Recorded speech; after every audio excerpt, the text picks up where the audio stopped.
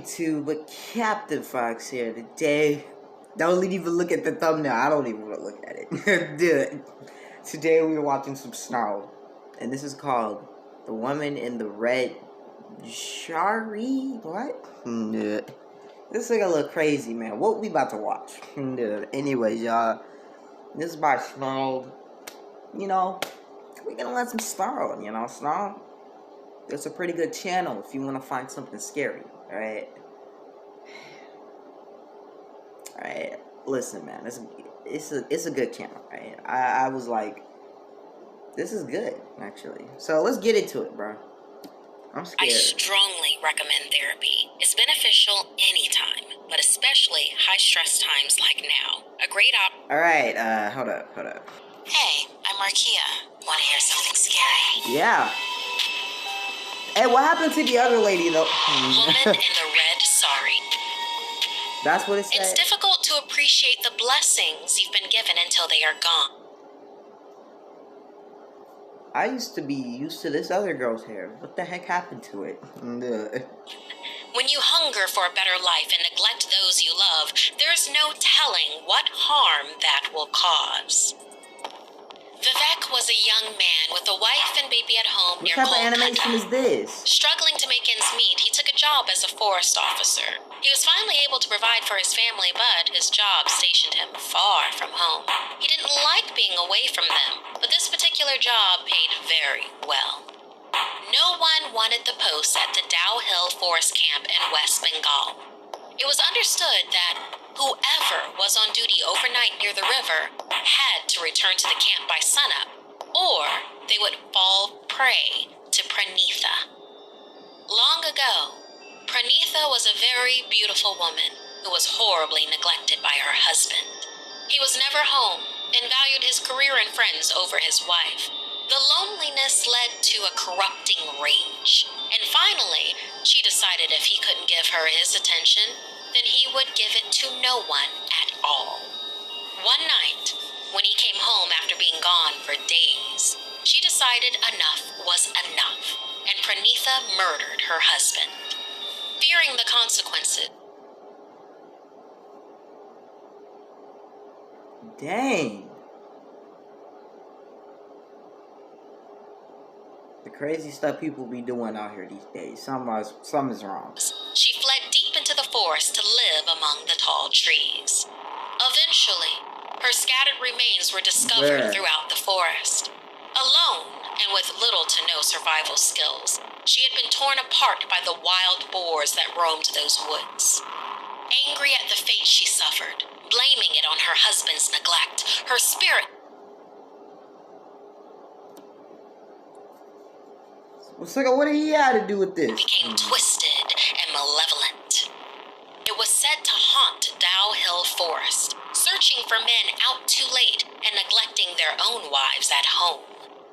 Despite the bonus pay that was also offered for the post, many seasoned officers, married or unmarried, refused it. Vivek, however, didn't believe in ghosts, so he agreed to take the post in Dow Hill. On his first night of rounds, he began to explore deep into the beautiful wilderness. That was your first mistake, Hours passed, and he found himself near the river just before dawn, his mind running free with thoughts of his wife and child. Feeling a chill set in, he was startled back to reality with the sound of an ear-shattering scream. He looked through the brush and saw in the distance a woman, huddled and wailing. "Are you hurt?" he asked. The woman cried, "Hello, I'm lost. I can't find my way out." Nah, that's a lie. That's a lie, buddy. Get away from me, mate. As Vivek trekked closer, he could make out a beautiful woman. She appeared to be wearing a red sari, traditional attire that many Indian women wore. However, red is the color usually reserved for brides. She looked extremely out of place and really must have been lost. Vivek called over, telling her he'll get her out of there. She could stay at their camp until they could get her home.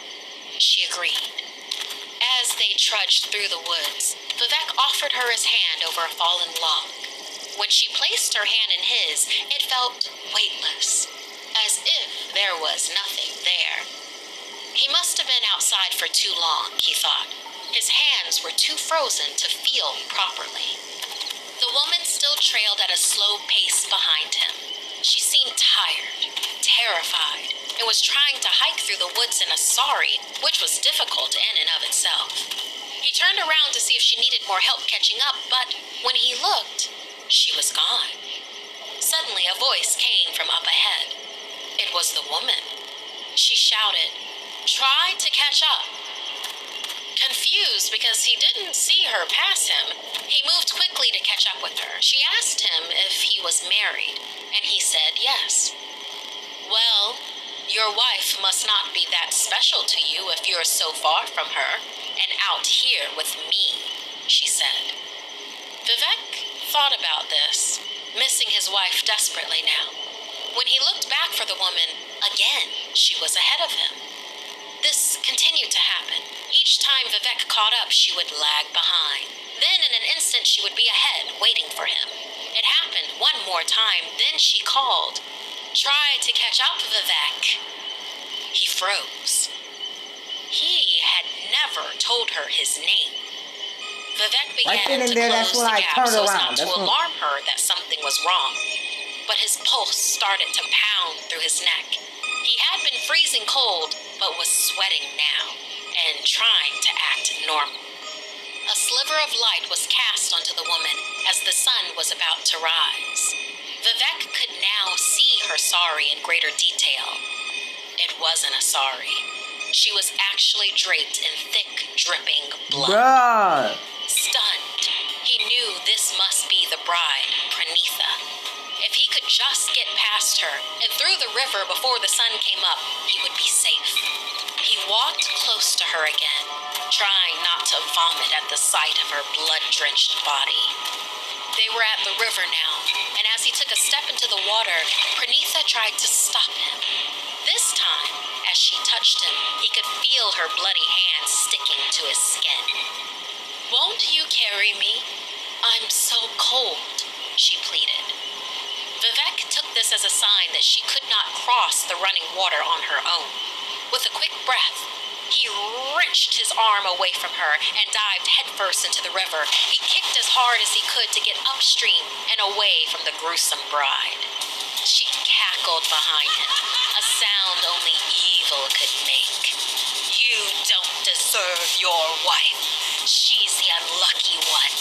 This isn't over, Vivek. It will never be over for you."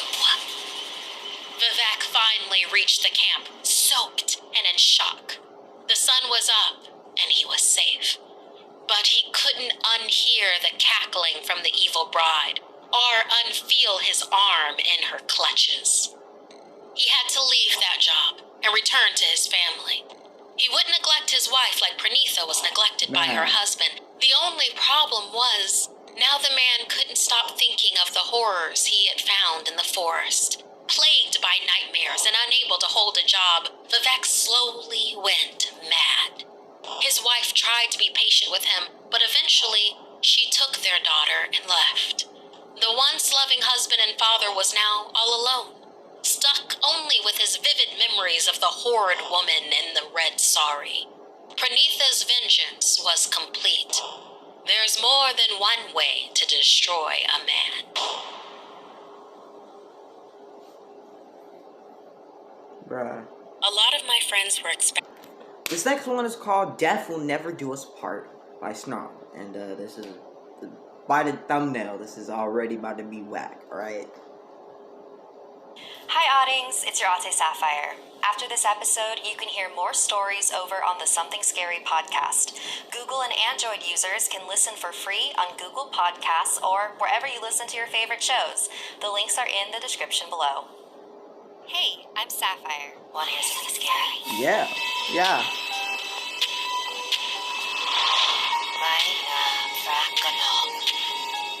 The following is based on a famous ghost story in Thailand about a woman who would do anything to keep her marriage with her husband alive. Ah, nah, this is about to be In the weird. Phra Kanong district of Thailand in the mid-1800s, there lived a woman called Mai Na, who was deeply in love with her husband Teen Ma. When Mai Na was 8 months pregnant, Teen Ma was drafted to fight in the war. He was heartbroken to know he wouldn't be there for the birth of their child. What if something happens to me? I can't stand the thought of leaving you and our baby alone. Don't worry, my love. You will return home safely, and we will both be here to greet you when you do. And so, Teen Ma left, feeling hopeful, but still understandably terrified. A few months later, he was able to return home, excited to see his wife and to meet his child. But when he arrived at his village, his neighbor Kiet approached him. You need to leave. Excuse me. Please get out of my way. I need to see my family. You should not go in that house. You don't want to know the terrible things that have happened while you were away. Your wife, she's not who you think she is. It's better for both of you if you leave. What? You don't want to be with her anymore. Teen Ma was incredibly offended. Whoa, buddy, what does that mean, buddy? Hold up. I'm kidding.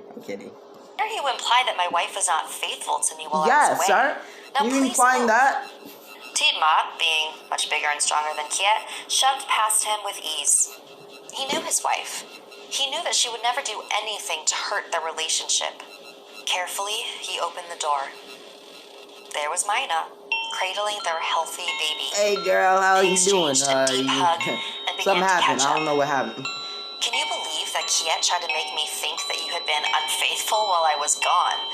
Pathetic, isn't it? It's possible. I Yes, mean, very. What a silly old man. Why you always lying? For the next few weeks, everything This is was perfect. Between Teen Ma and Mai Na, at least. how you doing? Whenever Teen Ma went into the village, he could feel the stares Hey, and ain't today hear your the birthday? whispers of his neighbors. Do you think he knows? I can't believe Ain't that he's still today? living with her. It's just so sad. Kiet is probably spreading rumors, he thought to himself. He decided to confront him about it. So he went to his house and knocked on the door. No answer. He knocked again, but it was clear he wasn't there. So he went Stop. Hey, we back. Sorry about that disturbance, bro. back home. Mai Na was in the kitchen making lunch. Have you seen Kiet lately? Teen Ma asked. No, why do you ask, my love? I thought Whoa, he might I be saw that spreading facial rumors about expression. you, and I wanted to tell him to stop. See, she doing it Oh, again. don't worry about him, dear. I already spoke with him. He won't be bothering us again. Did you now? Mai Na continued to prepare lunch while her husband waited Did you patiently now? in the dining room. He watched lovingly from afar, just happy to be in his home with his family. Mai Na Some dropped a more. lime on the ground, and it fell between the gap in the floorboards. Teen Ma watched as Mai Na bent down and reached right through the floorboards to pick it up. He couldn't believe his eyes. I got one thing to say. Get out the house right now. Screw that baby. That baby ain't even real. Did he just see what he thought he saw? He looked over at his baby daughter. Suddenly, everything felt very wrong. Yeah. Mai now looked up and saw her husband staring in disbelief at her. Is something wrong, my love? She's not who you think she is. What did you do to Kiet? You seem upset, my dear. Come here.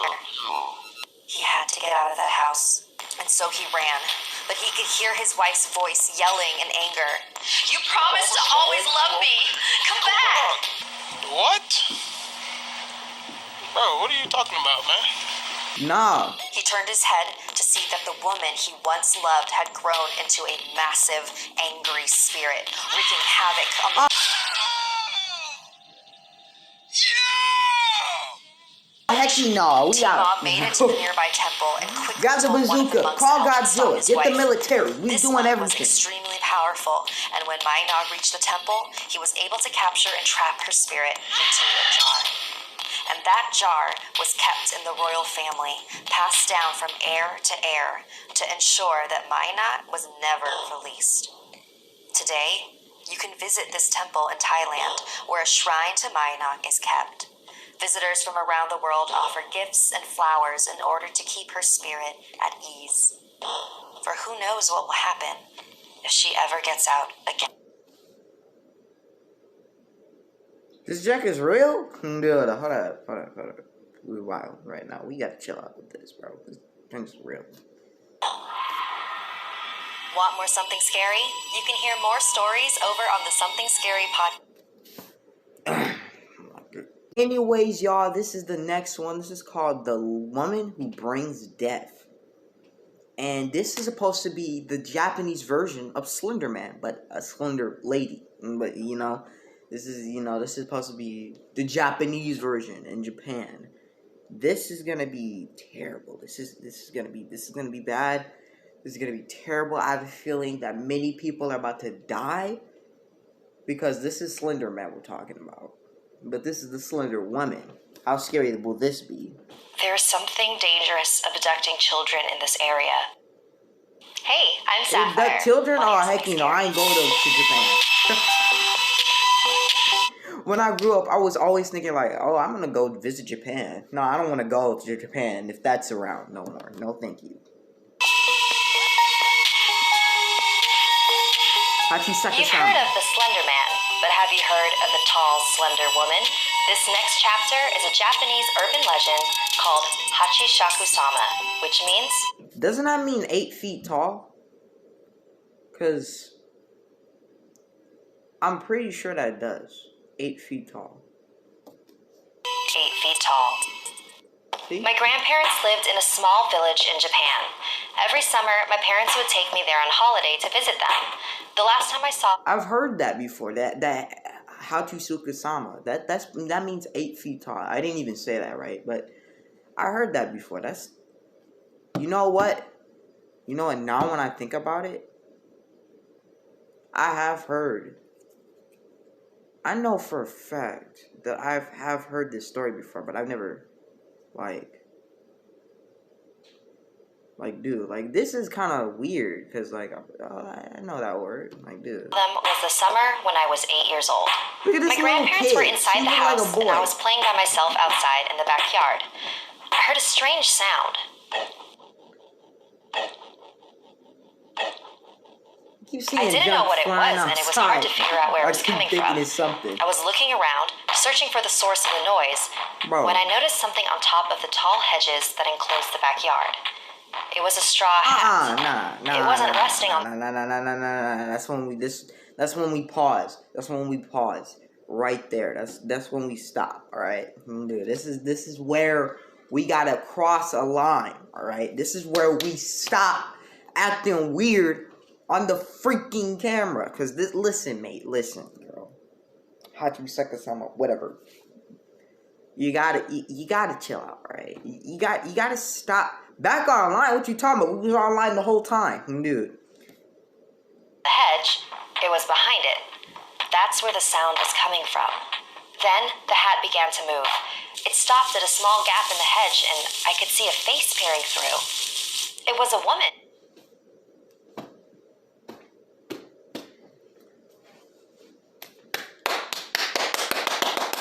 Thank you. Way to make an entrance through a freaking gap in the hedges, bro. But the hedges were high, almost 8 feet tall. I was surprised at how tall the woman was. Yeah. I wondered if she was wearing stilts or some sort of huge high-heeled shoes. Then, a split second later, she walked off, and the strange noise disappeared with her, fading into the distance. Confused, I got up and ran back into the house. My grandparents were in the kitchen drinking tea. I sat down at the table and told my grandparents what I had seen. They weren't really paying attention to me. Is this how people really are in Japan? They'll drink and eat things, on their knees? Does some people do that? I do know they have chairs, but, some people, they don't even, grab chairs. They just sit on their knees or just sit on the ground. I don't know what it is. Japan has a weird way of doing things. I don't know. Until I mentioned that distinctive sound. They both froze. She could do it Grandma's too. Wow, eyes grew wide, and she covered her mouth with her hand. Grandpa's face became very serious, and he grabbed me by the arm. This is very... Can I do it? No, I can't. I mean, a little bit, but... Very important, he said, very intensely. Gee! How tall was she? As tall as the garden hedge? Where was she standing? When did this happen? What did you do? Did she see it? Hey! I tried to answer all those questions as best as I could. He rushed out to the hallway and made a phone call. I couldn't hear what he was Y'all saying, hear the but attention after to he hung detailing, though? up, he walked out the door. Grandma, what's going on? There's something dangerous abducting children in this area, she said. We call it Hachi Shakusama. It takes... Like, I'd be scared half to death if my grandma told me this. Like, I see a tall woman. Grandma's like, bro, it's like, that's a sucker that's gonna kill you. Like, bro. Takes on the appearance of an extremely tall woman and says, Nah, back up. in a deep voice.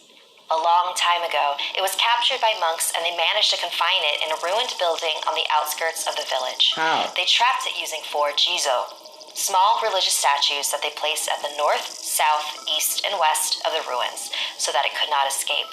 By the way, y'all, these are real stories. Like, these are some, like, real legends, like, of stories. Some real legends. And I hate to go to Japan and run into that. But somehow, it did. The last time it appeared was 15 years ago. My grandmother said that anyone who saw it was destined to die within a few days. It all sounded so crazy. I wasn't sure what to believe. Just then, my grandpa came back, but with an old woman who called herself Keisan. They took me upstairs to my bedroom and began covering the windows with newspaper, with ancient runes written all over them. Keisan placed small bowls of salt in all 4 corners of the room and a small Buddha figure in the center. Soon the sun will be setting, so listen carefully. You must stay in this That's a room deep until voice right there. 7:30 tomorrow morning. Do not open this door for any reason. She placed a bucket in my hands. Mate! Where and why in the world would I stay in this room the entire day? I mean, I get it's a life or death situation. But where am I supposed to go to the bathroom at? You would think to give me something to take a dump in. Like, mate, if I'm going to be in there the whole day, what am I supposed to eat in here? What am I supposed to do? Not even to use the restroom. My grandparents and Keisan left the room, and I locked the door after them. I couldn't believe what was happening. Was I really going to die in a few days? I turned on the TV to try to take my mind off everything, and eventually fell asleep. I was awakened around 1 a.m. by a tapping sound on the window. It's probably just a tree or something, I told myself. That's not a tree. Then came a knock on the door, and I heard my grandpa's voice. Are you okay in there? If you're scared, I can come keep you company. No. Hearing his voice was such a relief that without thinking, I rushed over to the door. No. But something didn't feel right. Yeah. I looked at the bowls of salt in the room. All 4 of them had turned black. And then I heard the sound again. Bro, The this tapping is on the creeping window me out. continued. I knelt in front of the Buddha and began to pray. I was so terrified and caught up in my chanting that I didn't realize the sounds had stopped. I checked my watch. It was 7:30 a.m. Carefully, I opened the door and ran to my grandparents. Get out, now. We all got in a van and headed straight for the airport. Hit the road. Apparently, there were others who had escaped the grasp of Hachi Sakusama. How? As long as they never stepped foot in Japan again. Oh. So 2 years ago, when my grandpa got sick... So you have to leave Japan in order to escape. Alright. He refused to let me visit him. He even left strict instructions in his will to not let me attend his funeral. I couldn't believe that this creature prevented me from saying goodbye to him. So when my grandma called a few days ago to tell me she had been diagnosed with cancer, I wasn't going to let her stop me from visiting. It's been 10 years, Grandma, and nothing has happened to me. We don't even know if this thing is real. Because you're not even in Japan no more. I'm not going to let it stop me from seeing you. If you say so, dear. I love you, Grandma. I'll see you soon. Yeah, boy. Bruh. Like this video if it gave you the chills. And don't forget to subscribe to Snarled and our sister channels, Hissy Fit and Slay Tricks. If you or anyone you know have any unique paranormal experience... I hit that like button, bro. That was insane. This last video for this last video for the day is beware of her song. What the freak am I looking at right now? Yeah. Below. I kind of skipped a little bit because I'm not about to sit there and listen to all that. Code Siren. Code Siren? What? The following is inspired by It's like a we already wild. This. a true story from Alex, whose father Vasil served in the Bulgarian People's Army in 1982. Vasil was 18 when he was sent for 2 years of military service, starting in 1982. This gotta be a He long was video. dispatched to a I'm just border saying. post along the defensive line between Bulgaria and Turkey. His job was border guard, and his main duty was to patrol the electrified border fence. Mostly, it was to make sure nobody left the country during a time of severe restriction of movement under the communist government. His orders were to shoot on sight. No exceptions. One night, he and his best friend Ivan Why the heck is that in order? I mean, I get it, but like that's a very messed up order. Like, were patrolling the border as usual with their dog. Ivan was a far senior soldier, much larger and stronger than Vasil, with a kind of look only veteran soldiers had. He described the night course. as still and cold, and the moon shone through the clear sky during the night. There was a light breeze that whistled faintly across the open plains between the 2 borders. All was well and normal, and their routine patrol was near their end. Much like most days, nothing seemed out of the ordinary, and the 2 men started to make their way back to the camp. They were almost back to base when, all of a sudden, Ivan stopped. He turned his head to the darkness. Do you hear that? Vasil stopped to listen, and his eyes widened as he heard what sounded like singing. The 2 men listened and listened as the singing continued and seemingly became louder. Vasil stood still. I mean, I would think yearning it's to beautiful, know but who at the was same singing time, I'm just kind of like, beautifully. nah, somebody is here. Then, their dog started to growl. Softly at first. Yep, if until the it dog started barking growling, furiously automatically as I the know. singing Get came the closer weapon and out. closer. Pull the rifle out. Let's go. Ivan We're grabbed moving in. Vasil. Listen to me very carefully, he said. I need you to run back to checkpoint B, get on the radio, and call for reinforcements. Tell them code siren. They'll know what you mean. What? Why? Do as I say. Do you understand? All this over some singing? This isn't the Turks or the Americans. This is much more serious than that. Now go! By this time, the singing had become so loud it was almost unnerving, as if the source was as close as a few meters away. Vasil looked around in panic, gripping his rifle in fear and confusion. Vasil started to run. Yo, hold up. We gotta stop. Alright, we back, y'all. Let's get it. He knew that the checkpoint was less than a kilometer away and that he could make it there in a few minutes if he really ran for it. Behind him, he heard the barking and the growling of their dog change into whimpers and cries, which was followed by bursts of automatic My fire God. that ripped through the night air. The fire sustained until he had finally reached the radio at the checkpoint. Look at them dogs. Checkpoint dead, B to alright? base. Them Checkpoint dogs B to dead. base. We have a situation here. Code siren. I repeat, code siren. Requesting immediate reinforcements. Over. Base to checkpoint B. Reinforcements are inbound. What is your status update? Over. As the response came, the gunfire continued, followed by a scream. Oh, I thought it as if stopped. from a young woman in pain. Vasil stood petrified, his hands trembling. I don't know. My comrade is currently engaging. I don't know what's going on. He shouted into the radio, desperately hoping for some help. A cracked response from the radio came. Vasil struggled to make out the words as the gunfire continued on in the distance. Then, a man screamed, and the gunfire stopped. Total silence. As the broken message of the radio became nothing but static. Your buddy dead. Your Vasil began to comrade panic, dead, bro. wondering whether to help Ivan or to wait for reinforcements. Nah, He stood Ivan, there he got his and listened neck. carefully, but nothing. Only silence. Then suddenly, Actually, kind of hurt my neck doing the that. singing. The most beautiful sound he's ever heard in his life. What? Vasil jumped, shouldering his rifle and aiming into the darkness. Put your rifle up Frantically, and start he aimed his aiming to rifle kill in it. different directions It'll as kill the singing her. grew louder I don't know what and the freak louder. that is. It's a His siren. breathing became faster and disjointed. His heart pounded like a drum. The singing came closer and closer, filling his eardrums until Yo, back up. I'll shoot you dead if you think you about to get Silence close again. to me. he looked trying around to and get my listened, neck meat. trying Nah. to see or hear anything he could. Then he saw it. A woman with blonde hair that I mean, she glistened looked under cute, the but moonlight, but wearing still a though, white you dress, killed my buddy, so I'm gonna stood have to no blow less you than away. 300 meters in front of him. She was unbelievably beautiful.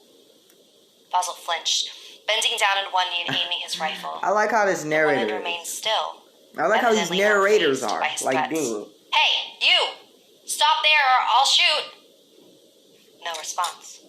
He wondered, You better back Why would she up. be I'll here? blow you away. by herself, on the border. Was she a spy? Or a defector? So I'm telling you, man, I ain't gonna say jack. I'm gonna just put my rifle up and blow you away, alright? That's it. Maybe I should go over there and talk to her. No! Mm-mm. He re-aimed his rifle. Her eyes glowed in the shadows like a cat's in the night. The eerie yellow hue was both terrifying. Blowing her away is a way better idea. Maybe she needs my help. No! He shouted at her. Last chance! You surrender or you die! Again, no response. He opened fire. The full magazine was lying on the floor, dead. He went to examine the corpse just as reinforcements turned up. But when he got up close, there was no body. What? No blood trails, no drag marks, nothing. Where did she go? Neither Ivan's nor the dog's bodies were ever found, either. What was found were bullet casings and Ivan's rifle left in the mud. The next morning, Vasil told his mother about what had happened. She gave him a tight hug. Do you realize how much danger you were in? You encountered a Samodiva. What? According to his mother, they are ancient Bulgarian nymphs that seduce men with their enticing singing voices. Once they lock them in a trance, they take them away as slaves and torture them to death. Had it not been for Ivan, you would not have lived to tell this tale. Oh, I'm so happy you're safe. Do you want more something scary? You can listen to the extended... Like, we done. We done. Good. Man, anyways, y'all, hope y'all like, subscribe, hit the bell. What did we watch? What? So my dude really just said, maybe I should go help her. No, like exactly. That's me. I'm saying no. Like, listen, mate. You see a girl out there by herself over there doing that wacky mess? So what? What? I meant to say dude. I said boo. I meant my dude was over there blowing you up. Meanwhile, I hear like nah. I'm on the radio, bro. Like, dude, sucker, I'm gonna be like, sucker, get over here quick. We got a siren code red. I'm gonna blow it away in a couple of seconds if you don't get over here. Like, bro, listen, mate. I start panicking when stuff like that happens. Listen, man. If something like that was to happen to me, buddy, I'll panic, alright? I don't care. I'm not gonna say a word to you. I see you. And like, dude, sucker, I'm about to just... Yeah, I'm about to... Let's just kill this sucker. Anyways, y'all, if y'all like this guy, hit the bell. Peace out, everybody. God bless.